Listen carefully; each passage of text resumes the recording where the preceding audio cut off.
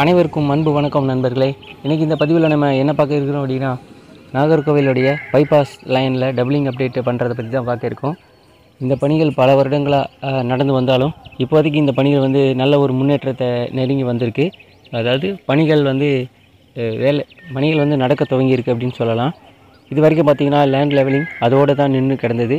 இப்போ பார்த்திங்க அப்படின்னா இதோடைய பாலம், அதாவது பழையாறு பிரிட்ஜில் பழையாற்றுக்கு மேலே இந்த பைபாஸ் லைனுக்குன்னு தனியாக ஒரு டெடிக்கேட்டடாக பாலம் அமைச்சிருக்காங்க. அதிலிருந்து ட்ராக் லைன் வந்து அமைக்க தொடங்குவாங்க.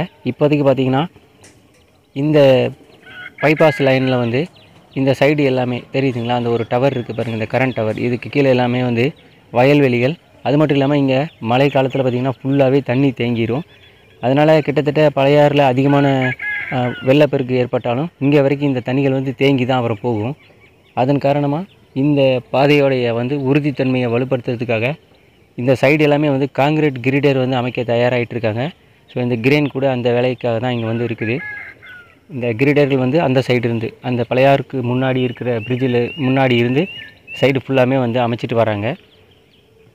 இது ஒரு நல்ல ஒரு முன்னேற்றம் இந்த பணிகளை பொறுத்த வரைக்கும்.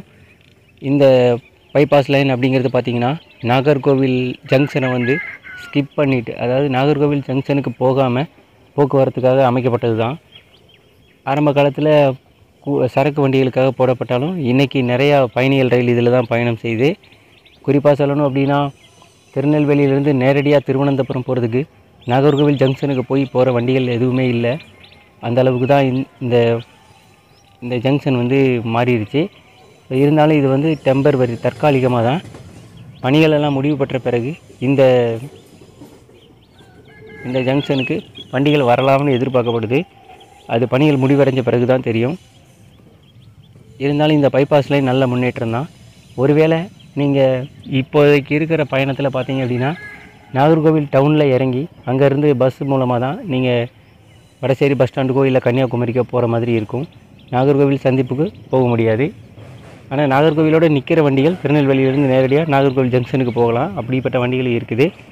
நான் சொல்கிறது திருநெல்வேலியிலேருந்து திருவனந்தபுரத்துக்கு நேரடியாக சொன்னேன், நாகர்கோவில் ஜங்ஷனுக்கு போய். ஸோ இந்த பணிகள் வந்து சீரான வேகத்தில் முன்னேற்றம் அடைஞ்சிருக்கதை நம்மளால் பார்க்க முடியுது. தேங்க்ஸ் ஃபார் வாட்சிங் ஃப்ரெண்ட்ஸ். இந்த வீடியோ உங்களுக்கு பயனுள்ளதாக இருக்கும்னு நினைக்கிறேன். மீண்டும் ஒரு பதிவில் சந்திக்கலாம். நன்றி, வணக்கம்.